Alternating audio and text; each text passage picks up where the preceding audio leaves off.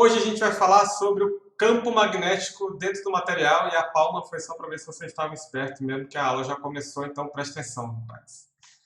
Essa aula a gente vai calcular o campo dentro de um material, tá? O campo magnético dentro do material, o campo macroscópico no interior de um material que responde ao campo magnético externo. Então, o campo total vai ser o campo externo que eu apliquei nesse material, mais o campo devido à magnetização, um campo devido à resposta dos dipolos do material, dada a aplicação de campo externo. Ou seja, vai ser o campo devido a correntes livres e a correntes ligadas. Para um objeto condutor, o que acontece é que a gente pode ter as duas dentro do material. Eu posso ter tanto correntes livres quanto correntes ligadas dentro do próprio material. Ou seja, eu vou ter uma densidade volumétrica de corrente J total, que vai ser JB, corrente ligada, mais JF, corrente livre. Né? O B e o F é bound and free. Né? De novo, a gente usa em inglês porque em português vai ficar JL e JL. Né? Livre e ligada é a mesma coisa, então é confundir. Deixa assim. Então, qual que é o segredo aqui? Não tem segredo nenhum. A gente está simplesmente separando o efeito da corrente macroscópica, ou seja, do deslocamento macroscópico de cargas, e o efeito da magnetização. A gente simplesmente separou, mas não tem nada de novo na física do problema. Ou seja, a lei de Ampère ela continua a mesma lei. E como que é a lei de Ampère? Muito bem, é rotacional de B igual a μ0J. E você pode estar pensando, o professor Tribuzzo está ficando maluco falando sozinho, olhando para uma câmera. Mas na aula presencial era a mesma coisa, né? Eu falava sozinho, olhando para vocês. Tamo juntos. É isso aí. Então, eu vou passar o μ0 dividindo para o lado do rotacional de B, e aí eu fico com rotacional de B sobre μ0 é densidade volumétrica total de corrente. A densidade ligada eu vou substituir pelo rotacional da magnetização, e aí a gente vai juntar os termos que tem rotacional. Tem rotacional aqui e aqui, então eu vou passar esse termo para o outro lado, e aí a gente vai sobrar com uma expressão que é o rotacional de um termo entre parênteses é igual à densidade de corrente livre. Esse termo entre parênteses, a gente vai definir ele como um novo campo, tá? Que vai só depender das correntes livres. Esse é o campo H, né? Dado por B sobre B0 menos a magnetização. E aí a lei de Ampère, nesse caso para o campo H, vai ficar rotacional de H é igual à densidade de corrente livre. Nem tem μ0 mais, tá? O μ0 já está embutido aqui no B sobre μ0. Ou na forma integral, né? A integral no caminho fechado de H escalar dl é igual à corrente total livre que passa por dentro desse caminho. Mas aqui é só a corrente livre agora. Então, a gente vai fazer, enfim, a gente já fez, está fazendo procedimentos de novo. São análogos àqueles que a gente já fez para o campo elétrico. Né? No campo elétrico a gente definiu o campo de deslocamento elétrico, o campo D que só dependia da carga livre. Né? Então vocês estão vendo que tem um paralelo aqui. Vamos fazer um exemplo. Né? Pega um cilindro de cobre, né? Um fio de cobre, um cilindro muito longo de raio R, que carrega uma corrente total I que está distribuída uniformemente através de toda a seção transversal do cilindro, né? Densidade volumétrica de corrente uniformemente distribuída. Então, calcule o campo H dentro e fora desse cilindro. Tá? Então, a gente tem um desenho que eu peguei do livro aqui.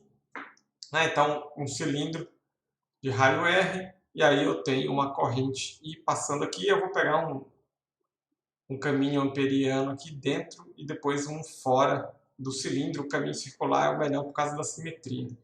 Algumas observações. O cobre é diamagnético, tá? Então o dipolo vai se orientar em sentido contrário ao campo. Bom, como que está o campo? O campo magnético aqui a gente já sabe, ele vai estar circulando, né? Por isso que a gente escolhe um caminho amperiano, que é assim. Então, dentro e fora, o campo magnético vai estar circulando. O campo H também vai estar circulando, tá? Então, a gente corta esse cilindro aqui, pega essa seção transversal aqui, que é mais fácil de ver. O campo magnético, ele, devido às cargas livres, por exemplo, vai estar entrando aqui. Ou seja, o dipolo magnético do cobre vai responder se orientando em sentido contrário. Por isso que a gente desenhou esse loop nesse sentido aqui, tá? Porque ele vai dar um dipolo magnético saindo, então em sentido contrário ao campo. Ou seja, isso vai resultar numa magnetização que gira em sentido contrário ao campo magnético devido às cargas livres. E aí, como o campo H, né, é B sobre μ0 somado com a magnetização, o campo H vai continuar sendo B sobre μ0 menos a magnetização. Então, o campo vai continuar apontando, vai continuar girando junto com o campo magnético, só que ele vai ser reduzido por essa magnetização aí, tá? E aí aqui tem mais uma observação, né, quem prestou atenção, ele já está indicando, né, as cargas ligadas aqui. Vocês podem calcular essas cargas ligadas, mas o que vai acontecer se eu pegar esse quadrado de corrente ali, né, imagina que minha mão é esse quadradinho de corrente aí, está girando a corrente aqui. Quando eu andar pelo cilindro, esses quadrados vão girar assim, tá certo? Então o que vai acontecer? Eu vou ter uma densidade de carga, uma densidade de corrente superficial que vai estar subindo aqui, né, na casca, na superfície do cilindro, e uma densidade de carga volumétrica que vai estar descendo pelo meio, tá? E a gente já vai ver isso daí, mas quem tiver curiosidade já pode fazer essa conta. Calcula JB e KB para esse caso aqui. Mas a gente vai fazer a conta na próxima aula, não agora, tá? Agora eu só quero calcular o campo H. E o campo H ele não está nem aí para magnetização, certo? O campo H ele só depende da carga livre. Então, lei de Gauss, integral de HdL é igual à corrente interna livre. Então, vai dar H vezes 2πs, que é o comprimento do caminho. E, se eu quiser calcular o campo dentro, eu tenho que fazer essa relação entre as áreas, né? A densidade de corrente livre ela é igual, né, para todo o cilindro. Então, a corrente sobre a área, né, a corrente interna sobre a área interna, é igual a corrente total sobre a área total. Eu já passei a área interna multiplicando aqui. Então, eu chego que o campo dentro vai ser I sobre 2πr ao quadrado vezes S na direção φ-chapéu. Então, conforme eu vou me afastando do meio do cilindro, esse campo H vai aumentando, né? Esse é o campo dentro. Para calcular o campo fora, bom, aí fica mais simples, né? Porque a corrente interna livre total é simplesmente a corrente total que está passando pelo fio, né? Quando eu estou pegando fora. Então vai ficar I sobre 2πs na direção φ-chapéu.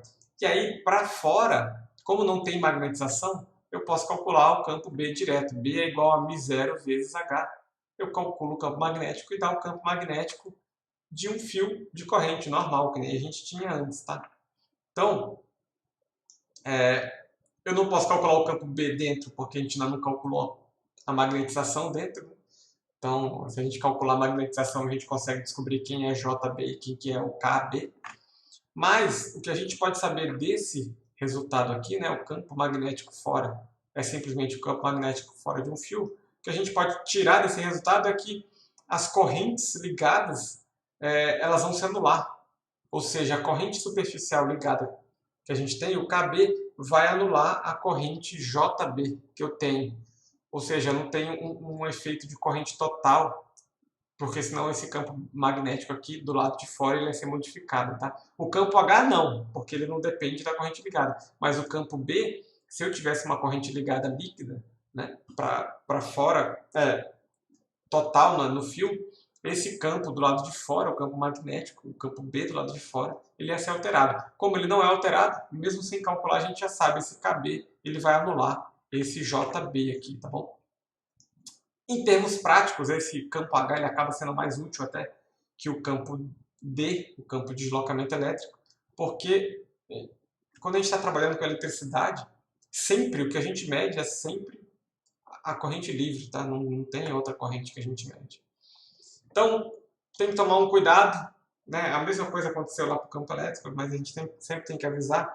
Esse paralelo entre campo H e campo B, ele só é válido em algumas situações, tá? O rotacional de um campo, por si só, não define o campo, eu preciso saber o divergente. E aqui, no caso, o divergente de H vai ser igual a menos o divergente da magnetização. Então, esse paralelo que a gente fez só vale se a magnetização tiver divergente zero, tá? Aí tudo bem. Aí vale fazer esse paralelo, senão a gente tem que tomar um pouco mais de cuidado. E aí, a última coisa que a gente vai escrever aqui são as condições de contorno em termos somente das cargas livres, ou seja, a condição de contorno para o campo H. Então, A gente tem as duas expressões, né? O rotacional de H é dado pela densidade de corrente livre, o divergente de H é menos o divergente da magnetização. Então, eu nem vou fazer a conta, a gente já fez isso trocentas vezes, tá? A gente chega que tem uma descontinuidade na componente paralela do campo H, né? Então, o campo H imediatamente acima de uma superfície qualquer, né, de corrente, menos o campo H imediatamente abaixo, vai ser proporcional à densidade de corrente livre, né, que está passando nessa superfície. Né? Então, a K vetor M.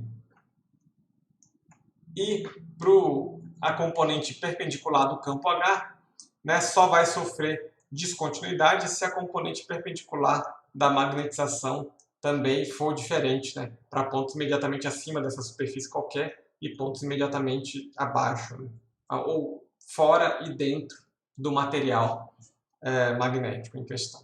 Certo? Então, por essa aula era só. Não esqueçam já de ir estudando e tirando dúvidas, fazendo exercícios para as dúvidas surgirem. A gente conversa na aula síncrona na sexta-feira. Até a próxima. Tchau, tchau.